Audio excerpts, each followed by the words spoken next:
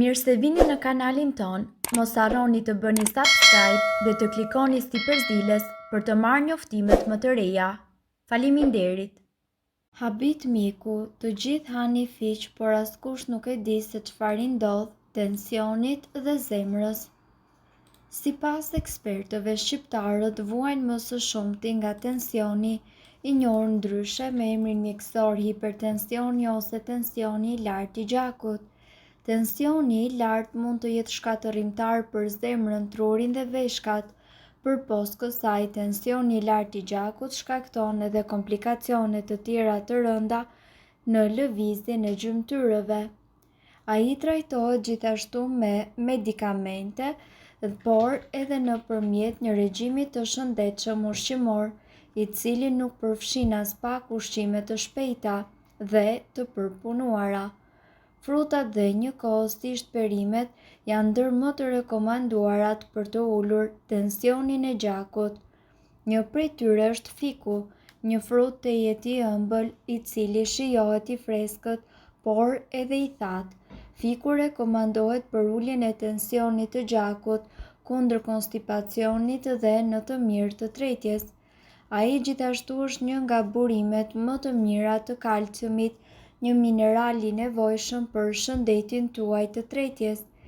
Ai gjithashtu është një nga burimet më të mira për sa i përket kalciumit dhe gjithashtu roli i fikut kundër tensionit të lartë është i vërtetuar shkencërisht. Ekspertët thonë se fiku, si i freskët ashtu edhe ai i thatë, përmban sasi të mëdha kaliumi. Ky mineral është thelbësor për funksionimin e muskujve dhe njëkohësisht të nervave. Ai zgjeron enët e gjakut dhe ndihmon gjithashtu në eliminimin e sodiumit nëpërmjet urinës. Kalciumi gjithashtu balancon nivelet edhe të lëngjeve në trup dhe rregullon rrahjet e zemrës. Kripa e tepërt të rrit presionin e enët e gjakut dhe më pas rrit tensionin e gjakut. Sasia e rekomanduar e kripës duhet që të jetë më pak se 2,4 gram në ditë. Si të përdorni fikun për uljen e tensionit të lartë të gjakut? Ju mund të merrni disa fiq të thatë, t'i mbani në ujë gjatë gjithë natës dhe më pas lëngun e tyre ta pini esëll në mëngjes. Në këtë mënyrë ju do të jeni në gjendje që të përthithni më shumë prej ushqyesve të tij. Fiqt e freskët ju mund t'i hani në mëngjes, duke i përzier gjithashtu me drithra ose nëpërmjet vakteve.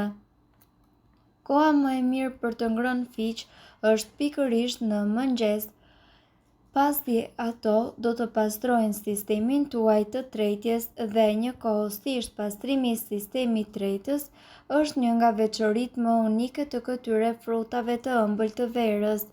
Fiqt janë një nga frutat më të shkëlqyera për shëndetin e mëlçisë. Ato kanë një nivel të lartë të alkaneve dhe prandaj ndihmojnë në rregullimin e pH-it të tretjes. Fiqt gjithashtu janë të pasur me antioksidantë të cilët parandalojnë dëmtimet e shkaktuara nga radikalet e lirë. Kur konsumohen në mëngjes, fiqt qetësojnë organizmin, japin energji dhe ofrojnë vetëm ëmbëlsi natyrale, lehtësisht të përthithshme nga trupi i njeriut. Gjithashtu duhet të keni parasysh se konsumimi i fiqve në mëngjes shërben edhe si një rregullues dhe stabilizues i presionit të gjakut për aktivitetin e ditës në vijim. Falë përmbajtjes së lartë të kalciumit dhe magnezit, fiqt gjithashtu janë në gjendje që të relaksojnë enët tuaja të gjakut duke siguruar mineralet e duhura për balancimin e elektroliteve. Sipas studimeve, fiqt rekomandohen për të konsumuar herët në mëngjes edhe për të patur energji gjatë gjithë ditës. Sipas ekspertëve, ato do të ndihmojnë për të forcuar kockat, për të ruajtur shëndetin e lëkurës dhe njëkohësisht fal fibrave dhe mineraleve apo vitaminave që ato kanë, janë një burim natyral i proteinës, fosforit, glukozës dhe kalciumit, të pasura me vitaminën A, C, D dhe B, që janë thelbësore për lëkurën, kockat dhe shëndetin. Siç e përmendëm, për shkak të këtij profili, fiqt duhen vlerësuar si një ilaç fantastik. Në këtë video ju do të mësoni më shumë për vlerat dhe përfitimet që mund të merrni nga fiqt e freskët dhe njëkohësisht të thatë. Sëmundjet e zemrës dhe gurët në veshka. Fiqt janë të pasur me antioksidant, vitaminë E, A dhe C. Antioksidantët eliminojnë radikalet e lira dhe parandalojnë sëmundjet e zemrës dhe gurët në veshka. Kocka të forta, fosfori, vitamina D dhe kalciumi, të cilat gjenden tek fiqt, i bëjnë kockat tuaja më të forta. Një fik plotëson 3% të nevojës tuaj ditore për kalcium. Duke e konsumuar atë çdo ditë, ju mund të paksoni rrezikun e shfaqjes të osteoporozës. Shëndeti i syve. Vitamina A, e cila është e pranishme tek fiqt, përmirëson shëndetin e syve. Konsumoni 3 deri në 4 fiq në ditë për të ulur rrezikun e humbjes së shikimit si pasojë e moshës. Në stinën e nxehtë të verës, mjekët gjithashtu këshillojnë që ju të konsumoni sa më shumë fruta dhe perime.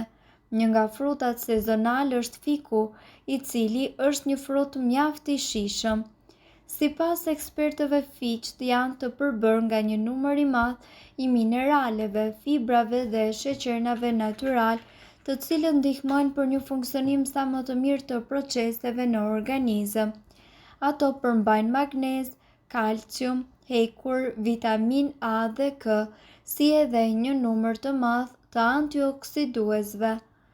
Gjithashtu fiqt parandalojnë osteoporozën dhe shëndetin e ishtrave e forcojnë, kjo fal pranisë së kalciumit dhe mineraleve, ndërsa prania e vitaminës A dhe K ndihmon në luftimin e inflamacionit dhe shërben për ta mbajtur lëkurën tuaj sa më të shëndetshme. Gjithashtu ajo ndihmon edhe në uljen e tensionit të lartë të gjakut. Ju mund ta përfshini atë sallat ose mund ta hani rregullisht gjatë ditës. Kolesteroli. Fibrat e fiqve ulin përthithjen e kolesterolit, ndërsa pektina, më e rëndësishmja, është fibra e tretshme. Ajo njëkohësisht favorizon në uljen e kolesterolit të keq në gjak. Tretja, fiqt favorizojnë tretjen si nëpërmjet farërave, të cilat stimulojnë nxjerrjen jashtë të toksinave, ashtu edhe nëpërmjet përbërjes së lartë të fibrave. Ka veti tepër të lehta laksative, të cilat përmirësojnë kalimin intestinal dhe parandalojnë kapsullëkun. Fiqt gjithashtu lehtësojnë edhe simptomat e ulçërës gastrike. Energjia. Sheqernat e saj natyrale gjithashtu ndihmojnë në përmirësimin e humorit, por njëkohësisht edhe japin energji.